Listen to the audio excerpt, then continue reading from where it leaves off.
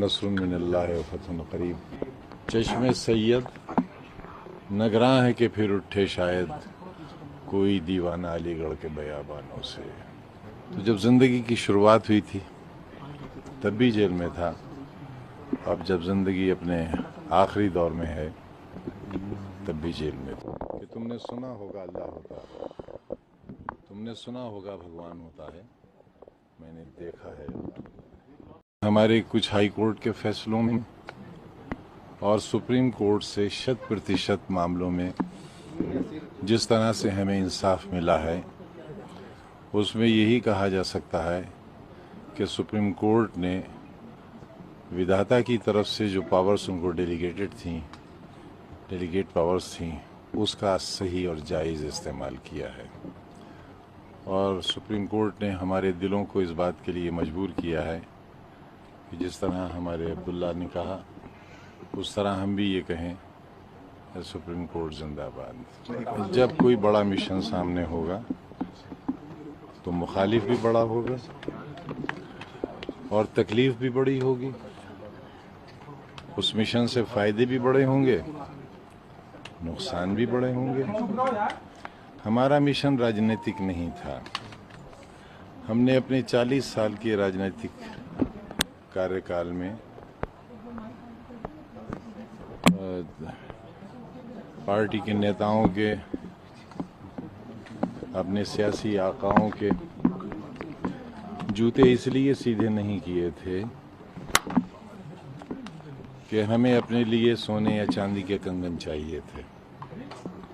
हम कहाँ रहते हैं ये आपने देखा है, हमारा शहर कैसा था और अब कैसा हो गया ये भी आपने देखा है। यहाँ की इमारतें अगर आप देखें, यहाँ का नगर पालिका देखें, गांधी समाधि देखें और चीज़ें देखें, आपको अंदाज़ा होगा कि हमने कैसा शहर बनाया। इस सब के पीछे जो एक बुनियादी मकसद था वो ये था कि मैं क्योंकि अलीगढ़ मुस्लिम यूनिवर्सिटी का पढ़ा हुआ हूँ और ये मेरी किस्मत की खुशनसीबी कहें या बदनसीबी कि जब मैं LLM फाइनल सेमेस्टर का स्टूडेंट था, स्टूडेंट्स यूनियन का सेक्रेटरी था, उसी वक्त मुल्क में इमरजेंसी लग गई थी और तब भी मैं जेल गया और पौने 2 बरस बनारस की जेल में। तो जब ज़िंदगी की शुरुआत हुई थी तब भी जेल में था। अब जब ज़िंदगी अपने आखिरी दौर में है तब भी जेल में था। मैंने अलीगढ़ में एक शेर सुना था अपने तालिब इल्म ज़िंदगी में कि चश्मे सैयद नगरां है कि फिर उठे शायद। चश्मे सैयद नगरां है कि फिर उठे शायद कोई दीवाना अलीगढ़ के बयाबानों से। तभी मैंने अपने छात्र जीवन में ही ये तय किया था, मैं कोशिश करूंगा कि एक और AMU तैयार किया जा सके। मेरी तबाहियों में मेरा अपना हाथ है। हम पर मुकदमे कायम कराने वाले लोगों में कौन लोग हैं?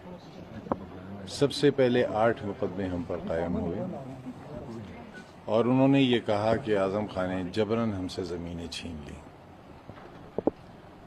उन 8 लोगों ने हम पर मुकदमे किए यहाँ सिविल कोर्ट में। उन 8 लोगों के पेमेंट चेक से किए गए थे और जो ज़मीनें 2000 रुपये बीघा की भी नहीं थी उस वक्त हमने कम से कम 40,000 रुपया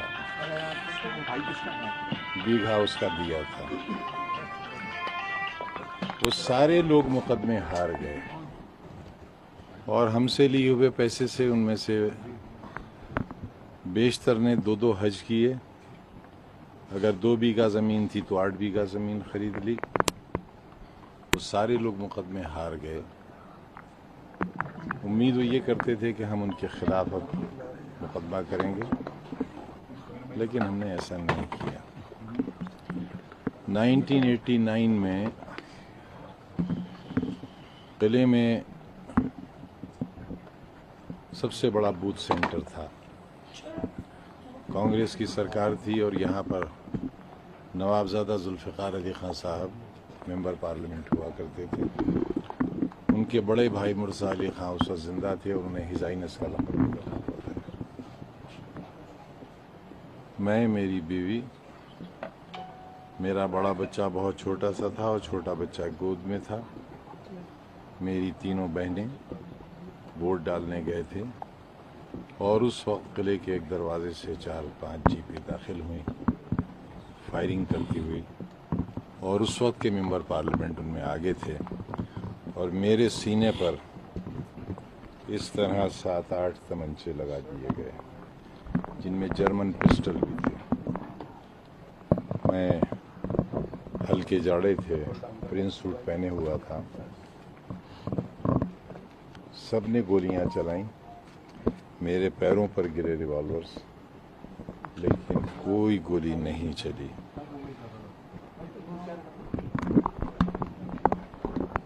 पुलिस फायरिंग हुई, कई 100 राउंड गोली चली। मेरी मौत नहीं आई थी, मैं नहीं मरा। और उसी मैदान में, जिस मैदान में यह हादसा हुआ था, पहली बार सरकार बनी, मैंने वहीं हेलीकॉप्टर उतारा और लोगों से पहली बार ये कहा कि तुमने सुना होगा अल्लाह होता है, तुमने सुना होगा भगवान होता है, मैंने देखा है अल्लाह। इलेक्शन कैंपेन में था पिछली बार। आप तो सब पढ़े लिखे हैं, जानते हैं अगर हेलीकॉप्टर के पर में मक्खी के बराबर भी कोई नुक्स आ जाए तो क्रैश हो जाएगा। 2 परों का हेलीकॉप्टर था और तकरीबन इतना बड़ा टुकड़ा टूटकर हेलीकॉप्टर के पर का उड़कर धमाका हुआ बहुत जोरदार। हेलीकॉप्टर नाचता रहा, कभी हाई टेंशन वायर पर उतरता था, कभी जा रही थी ट्रेन उस पर उतरता था। पायलट्स पसीने पसीने हो गए क्योंकि उन्हें मालूम था कि वो खत्म हो जाएंगे। उस वक्त हम नस्रुन मिनल्लाह व फतहुन करीब, सिर्फ एक ही दुआ याद रही थी, घबराहट में सब भूल गए थे। और वो हेलीकॉप्टर ज़मीन पर गिरा और वो ऐसी जगह गिरा जहाँ से आलू निकाले गए थे और खेत बहुत नरम था। जब मैं उस वक्त नहीं मरा, जब मैं किले के मैदान में इतने मेरे सीने पर तमंचे चलाए गए, तब नहीं मरा। मुझे इतना भयानक कोरोना हुआ कि पूरे अस्पताल में मैं अकेला जिंदा बचा था। मेरे सामने से सारी लाशें जाती थी, मेरे सामने वार्ड खाली होता था और फिर भर जाता था। मैं तब नहीं मरा। मेरे चाहने वालों ने बहुत कोशिश की, मैं फिर जिंदा बाहर आ गया। मैं समझता हूँ कि जो एजुकेशन कमीशन मैंने शुरू किया है वो रहे या न रहे, सदियों लोग इसके खंडरात देखने आया करेंगे। 40 साल सोने और चांदी के कंगन हासिल करने के लिए नहीं की थी। न मेरे पास कोई बंगला है। जब ईडी वाले मेरी इंटरोगेशन करने के लिए जेल में 5 दिन आए और उन्होंने मुझसे पूछा विदेशों में कहाँ कहाँ आपकी प्रॉपर्टीज़ हैं, कहाँ कहाँ बैंक अकाउंट्स हैं आपके, तो मैंने बस उनसे इतना ही कहा कि मुझे आपके सवालात पर गुस्सा नहीं आ रहा है, बल्कि इस बात पर शर्म आ रही है कि मैं कहाँ पैदा हो गया। आजम भाई, ये जो मुकदमों का दौर शुरू हुआ आजम भाई, ये आपके पार्लियामेंट बनने के बाद शुरू हुआ। इसकी वजह ये तो नहीं कि एमपी का इलेक्शन लड़ा, एमपी चुनेगा या उसके बाद से मुकदमे किसी को दे दो आइडिया। कहने का मतलब ये वो कि की राजनीति में आजम खान बड़े कदम बन जाए, इस वजह से तो नहीं। वो तकरीर मेरी एक दिन में कई करोड़ लोगों ने सुनी थी। मैं नहीं जानता क्या हुआ। मैं तो ये जानता हूँ कि मैं 1 साल सीन से आउट रहा, क्योंकि पुलिस कहती थी कि एनकाउंटर हो जाएगा।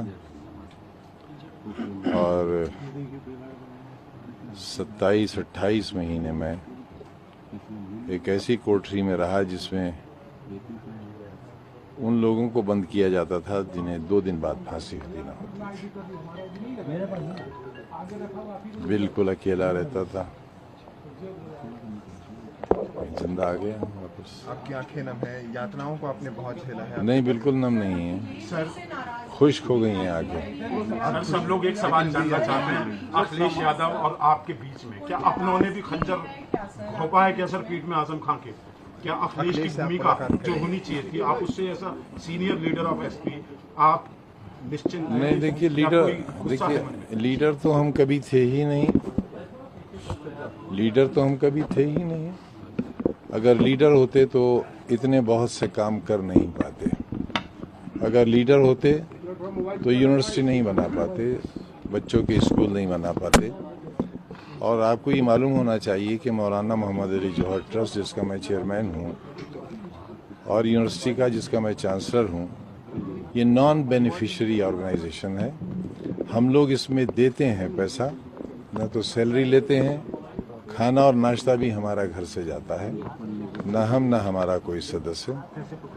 हाँ, ये अलग बात कि जब दरोगा जी हमारा बयान लेने के लिए जेल में गए तो उन्होंने बहुत तारीफ करी कि आपने बड़ा अच्छा शहर बनाया है, यूनिवर्सिटी बड़ी अच्छी बनाई है, हमदर्दी जाहिर की। और ये भी कहा कि आप जब रामपुर आएँ जमानत पर तो कोशिश करिएगा कि भूमिगत रहें। आप पर इतने मुकदमे हैं कि आपका इनकाउंटर भी हो सकता है। तो जब ये थ्रेटनिंग मुझे जेल में मिल सकती है, उसके बाद तो फिर कोई अपना कोई पराया रह ही नहीं जाता। न मैं मुल्क बेचने वाला हूँ, न मैं कौम बेचने वाला हूँ। ये मैंने इमरजेंसी के वक्त भी साबित कर दिया था, और 40 साल तक शायद ही पूरे भारतवर्ष में कोई ऐसी मिसाल हो, और शायद अभी तक नहीं है, कि एक ही कॉन्स्टिट्यूंसी से कोई 11 बार जीता हो, और एक बार जब वो जेल में हो तो इतने वोट मिले हों जितने उसे बाहर रहकर भी न मिले हों। अगर पार्लियामेंट के चुनाव में भी धांधली और पुलिस की दादागिरी और डीएम साहब की इनायतें न रही होती तो मैं तकरीबन 3.5 लाख वोट से जीतता। इस वक्त मेरे लिए बीजेपी, बहुजन समाज पार्टी या कांग्रेस इसलिए बहुत बड़ा सवाल नहीं है, क्योंकि ये मेरे परिवार पर, मेरे लोगों पर हज़ारों की तादाद में जो मुकदमे दायर किए हैं, उनमें बस मैं ये कह सकता हूँ कि मेरी तबाहियों में मेरा अपना हाथ है। मेरे अपने लोगों का बड़ा कंट्रीब्यूशन है, और बस मालिक से दुआ है कि उन्हें सद्बुद्धि आए। और जो एक पार्टी होती है, देखिए एक माँ बाप के तौर पर पार्टी होती है आजम भाई, उस पार्टी ने क्या आपको लगता है कि जिसके लिए आपने 40 वर्षों तक सड़क पर, लेकिन सुना यह है कि महबूबा के कहने पर किसी ने अपनी माँ का दिल निकाल लिया था, और वो दिल निकाल कर जब महबूबा की तरफ बढ़ गया तो ठोकर लगी और दिल के साथ गिर गया। तो माँ के दिल से आवाज आई थी, बेटे तेरे चोट तो नहीं लगी? तो इतने सब कुछ होने पर भी माफ करने को तैयार है? नहीं, मैं खतावार मानता ही नहीं हूँ। मैं खतावार मानता ही नहीं हूँ, तो मैं माफ किस चीज के लिए करूँ? मेरे लिए जिसने जितना किया उसका शुक्रिया, जिसने नहीं किया उसका भी शुक्रिया। किसने कितना किया आपसे बेहतर कौन जान सकता है?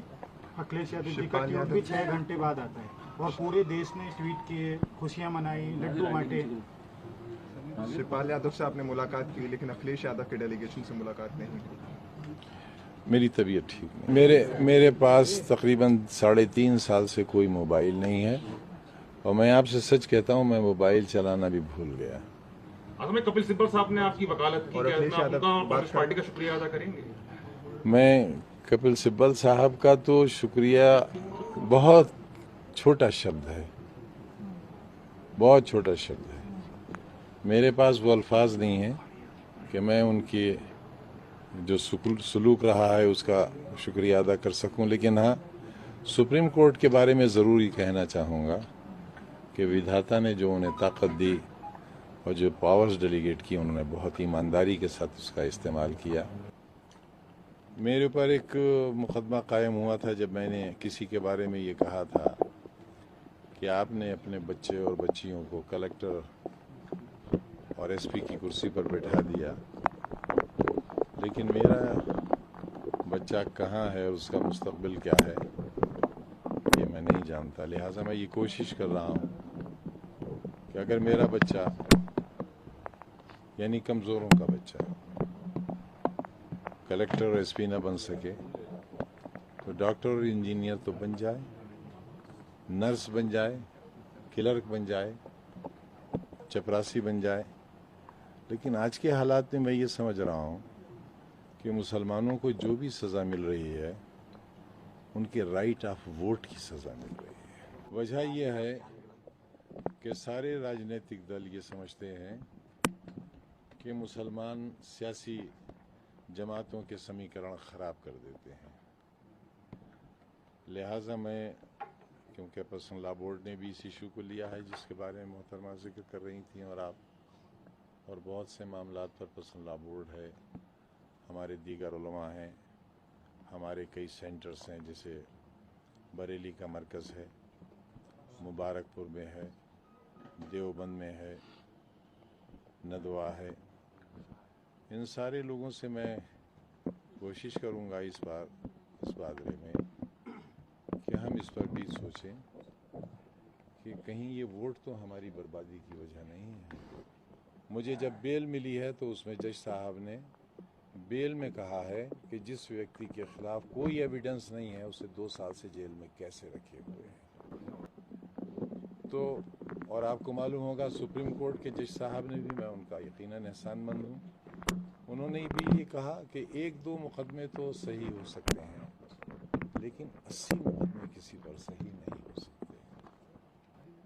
कि मैं शायद पहला वो बदनसीब शख्स हूँ पूरे चुनाव में जिसे माफियाओं की लिस्ट में नंबर 1 पर रखा गया।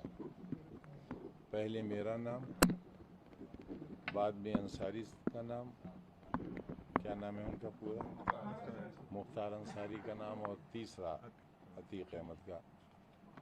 तो मैं आपसे भी और समाज से भी जानना चाहता हूँ कि जिस शख्स की गाड़ी से भी आज तक कोई नहीं टकराया, जिसने आज तक किसी पर हाथ नहीं उठाया, जिसके खिलाफ एक 323 का कभी मुकदमा कायम नहीं हुआ, जिसके खिलाफ जल निगम में जो मेरे ऊपर रिपोर्ट हुई, SIT बैठी, उसमें भी गबन का इल्ज़ाम या रिश्वत लेने का इल्ज़ाम नहीं है, बस ये है कि मेरा असर से काम हुआ कुछ। मुझे जब बेल मिली है तो उसमें जज साहब ने बेल में कहा है कि जिस व्यक्ति के खिलाफ कोई एविडेंस नहीं है उसे 2 साल से जेल में कैसे रखे हुए हैं। तो और आपको मालूम होगा सुप्रीम कोर्ट के जज साहब ने भी, मैं उनका यकीनन एहसानमंद हूँ, उन्होंने भी ये कहा कि 1-2 मुकदमे तो सही हो सकते हैं लेकिन 80 मुकदमे किसी पर सही नहीं हो सकते। आज की सरकार को या सरकार की जो पार्टी है उसको हमसे इतनी घृणा की वजह क्या है, आज तक ये नहीं समझ सके।